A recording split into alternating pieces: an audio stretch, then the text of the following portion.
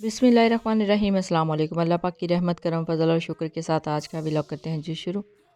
अभी सुबह का टाइम था तो मुझे लेने थे पराठे, तो मैं गई थी जी जद्दा बेकर्स पर। जद्दा बेकर्स ना बेसिकली आलम बेकर्स के साथ ही है, जो मेन जीटी रोड गुजरांवाला के ऊपर इनकी डिस्प्ले हैं शॉप्स। कुछ दिन पहले मैंने एक छोटा पैकेट पराठों का यहाँ से लिया था, तो फिर अब बड़ा जो फुल पैक है वो लेना था, तो इसी वजह से मैं इधर आई थी और कुछ साथ में ग्रॉसरी करनी थी। यानी मुझे ऑलिव्स भी चाहिए थे पिज़्ज़ा बनाने के लिए, तो वो भी यहाँ से परचेज़ कर लिए थे। अल्हम्दुलिल्लाह काफ़ी अच्छी रेंज है इनके पास ग्रॉसरी की भी। ये है जी फ्रीज़र्स, और बेसिकली यहाँ से ही मुझे मिलना था फ्रोज़न पराठों का पैकेट। कुछ दिन पहले मैं एक सिंगल पैकेट लेके आई थी फ्रोज़न पराठे का, लेकिन मुझे ना उसका टेस्ट और उसका टेक्सचर बहुत ही अच्छा लगा था एज़ कम्पेयर जिस तरह के मैं चेज़अप शॉपिंग मॉल से लेके आती ना, उससे काफ़ी ज़्यादा बेहतर मुझे लगा था और कंपनी भी अच्छी थी। इसी वजह से मैंने फिर ना अगेन इसी बेकरी का भी यहाँ पे विज़िट किया है। तो ये देखिए जी फाइनली मुझे मेरे जो फेवरेट पराठे हैं फ्रोज़न पराठा यानी आइटम मिल चुकी है। अभी घर वापस आ गए थे, तो अभी मुझे अपने लिए ब्रेकफास्ट बनाना था, तो उसके लिए मैंने एक पराठे को रैप आउट किया है और उसको ऐसे ही पैन के ऊपर रख दिया है। और एक बात याद रखिएगा कि ये मेरे पास जैसे फुल पैकेट है ना, इसको डायरेक्ट आप पास ला के नहीं रख सकते। अगर मुझे फ़र्ज़ करें कि 2 पराठे भी बनाने पड़ते हैं ना, तो फिर मैं ऐसे ही करती हूँ कि उसको फ्रीज़र में ही रहने देती हूँ। तो जब जो निकालना होता है, जो बनाना होता है, जस्ट वो एक सिंगल पराठा निकाल के लेके आती हूँ। इसका ये होता है कि अगर ये मेल्ट हो जाए, यानी ये फ्रोज़न में होता है, फ्रीज़ होता है, अगर ये मेल्ट हो जाए तो फिर रैप आउट करना बहुत ही मुश्किल होता है, उसके ऊपर से रैपर हटाना बहुत मुश्किल होता है। तो इसी वजह से ना आप इसको बाहर निकाल के नहीं रख सकते। जब बनाना हो उस टाइम आपने एक ही निकालना होता है और उसको जल्दी-जल्दी यानी फ्रीज़ हुआ उसके ऊपर से रैप आउट उसको करके और इस तरह बना लेते हैं। मैंने आज तक जितने भी फ्रोज़न पराठे बनाए हैं ना, जितनी भी कंपनीज़ के, तो सबसे बेस्ट मुझे इस कंपनी का लगा है जी। आप भी जब बाय करें, आपको इस तरह का पैकेट नज़र आए तो आप ज़रूर बाय कीजिएगा। और आपको बताती चलूँ, this is not a sponsor video, this is not a promotional video. ये मैं जस्ट अपने जो है ना ब्रेकफास्ट के लिए लाती हूँ, जो मुझे अच्छा लगता है मैं जस्ट वही बाय कर लेती हूँ। और यूट्यूबर बहनों के लिए तो मैं जस्ट एक्सपीरियंस ही शेयर करना चाह रही थी, क्योंकि मैंने भी कई दफ़ा इस तरह के लिए हैं, शॉपिंग मॉल से भी मुझे इस तरह के मिले हैं कि वो अच्छे से नहीं बनते। तो इसी वजह से अब जो कंपनी मुझे अच्छी लगी ना, तो वो ही मैं मेरी तरफ से वही रेकमेंडेड है।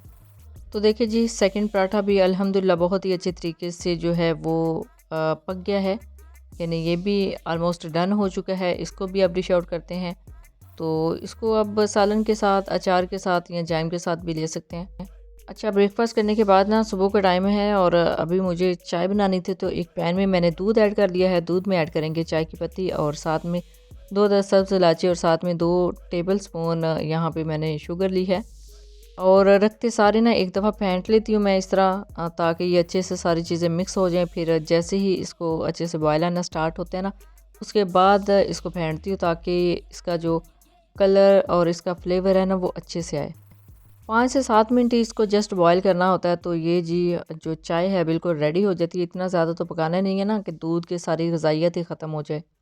तो अल्हम्दुलिल्लाह चाय ऑलमोस्ट डन है, 5 से 7 मिनट हो गए हैं इसको पकाते, और इसको करते हैं जी डिश आउट बिस्मिल्लाहिर्रहमानिर्रहीम। और यहाँ पे मैंने स्टेनर से इसको स्टेन कर लिया है।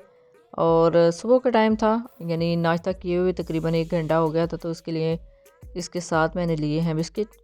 अभी जाना है जी मार्केट, और मार्केट से लेके आना है पेंट। तो ये देखिए जी यहाँ पे मैं मार्केट आई थी और यहाँ पे शेड कार्ड देख रही थी, कलर सेलेक्ट करके इसमें से लेना था।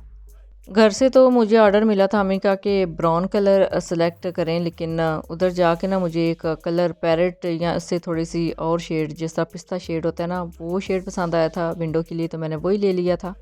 और अगेन अभी आ गए थे घर, तो घर आके ये देखिए जी ये एक स्टोर रूम इसको कह सकते हैं। इसकी वॉल्स को ना जस्ट अभी प्राइमर ही करना है, अभी इसका जो डिस्टेम्पर या फिर आप पेंट कह सकते हैं वो नहीं होना। तो जस्ट प्राइमर करना है, तो वो तो इतना ज़्यादा मुश्किल नहीं होता, प्राइमर बहुत ही आसान होता है, आप इजीली घर में इसको कर सकते हैं। बस इसके लिए आपके पास ना मुकम्मल इसके टूल्स होने चाहिए, यानी रोलर होना चाहिए, ब्रश होना चाहिए, ताकि जहाँ से कट करना पड़े तो आप ब्रश के साथ कर लें, यानी कटिंग आप ब्रश के साथ कर लें। दीवारों की। और अगर आप कंप्लीट इसको करना चाहें डिस्टेंपर या प्राइमर तो आप रोलर की मदद से भी कर सकते हैं। इसकी दीवारों को ना थोड़ा सा साफ़ करना था, तो उसके लिए मैंने ये जो टूल्स हैं या इंस्ट्रूमेंट्स इसको कह लीजिए मंगवा लिए थे, ताकि जो जो करना है इसके साथ वो आसानी के साथ हो जाए। तो ये बनाते वक्त ना जब ये कंस्ट्रक्शन वाले काम करते हैं ना, तो इसके साथ दीवारें ना अच्छे से साफ़ नहीं करते, तो इसके लिए मैंने ये भी मंगवा लिया था साथ। और साथ में ये जो रेगमार है ये भी मंगवा लिया था। इससे ना दीवारें अच्छे से साफ़ हो जाती हैं, एक्स्ट्रा जो रेत होती है ऊपर लगी हुई वो रिमूव हो जाती है, और दीवारें भी वैसे भी प्लेन हो जाती हैं। तो ये मारना बड़ा ज़रूरी है। पहले मैंने पूरे स्टोर को, पूरी गैलरी को, सारी जो दीवारें हैं उसके ऊपर रेगमार मार लिया था। और ये है जी प्राइमर, मैंने मिक्स कर लिया था थोड़ा सा, और मैं चेक कर रही थी अभी रोलर के साथ। तो रोलर के साथ लगाना बहुत ही आसान होता है। ये देखिए जस्ट डिप करना है और दीवार के ऊपर जो है ना इसको चला देना है। अब यहाँ पे ना कैमरे के साथ फोकस करना बड़ा मुश्किल हो रहा था। एक हैंड में मैंने कैमरा पकड़ा हुआ था और दूसरी हैंड में मैं ये रोलर के साथ चला रही थी। तो जस्ट आपको यहाँ ये जो बहनें घरों में हैं उनको थोड़ा सा आइडिया देना था कि इसको चलाना और यूज़ करना बहुत ही आसान होता है और बहुत ही अच्छे तरीके से क्विक जो है ना आपका काम हो जाता है। अब ये जो दीवारों के कॉर्नर है ना, ये इसमें अगर ये नहीं ना पहुंचता तो इसके लिए मैंने ब्रश भी मंगवा लिया था। ब्रश और रोलर एट अ टाइम एक साथ मंगवाए थे, ताकि कई जगहों पे ब्रश के साथ काम हो जाए और कई जगहों पे रोलर के साथ काम हो जाए। तो देखिए जी जस्ट ऐसे डिस्टेंपर या प्राइमर या पेंट, उसमें आपने इसको डिप करना होता है। डिप करने के साथ ही दीवार के ऊपर इसको रोल कर देते हैं और बिल्कुल प्लेन बहुत ही आसानी के साथ जो है ना 5 या 10 मिनट का काम होता है। एक दीवार जो है ना आपकी कंप्लीट रेडी हो जाती है। और पेंट से पहले आप इसकी कोटिंग कर सकते हैं, यानी एक कोट भी कर सकते हैं, दूसरा कोट भी कर सकते हैं, जिस तरह आपको मुनासिब लगे, जिस तरह आपको अच्छा लगे आप कर सकते हैं। लेकिन उससे पहले अगर आप दीवारों को अच्छे से साफ़ कर लें ना रेगमाल से, तो उससे बहुत ही स्मूथ टेक्सचर आ जाता है और बहुत ही अच्छे तरीके से ये जो दीवारें हैं ना ये प्राइम हो जाती हैं।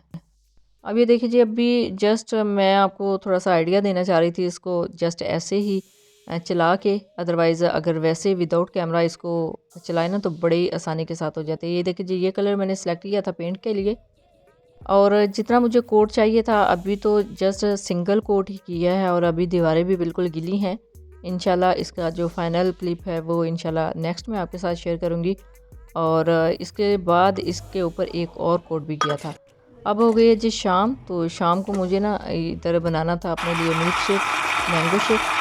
तो मैंगो शेक के लिए मैंने यहाँ पे मैंगो और दूध शामिल कर लिया है और इसके साथ थोड़ा सा खुश्क दूध भी ऐड किया है। और भी इसके टेक्सचर को कैसे आप बेहतर बना सकते हैं, इसकी कंप्लीट वीडियो आपको मेरे इसी YouTube channel Punjabi food and travel से मिल जाएगी। अभी रिसेंटली मैंने शेयर की थी और ये मैंने अपने लिए बनाना था, अभी तो उसी मेथड से मैं बना रही हूँ।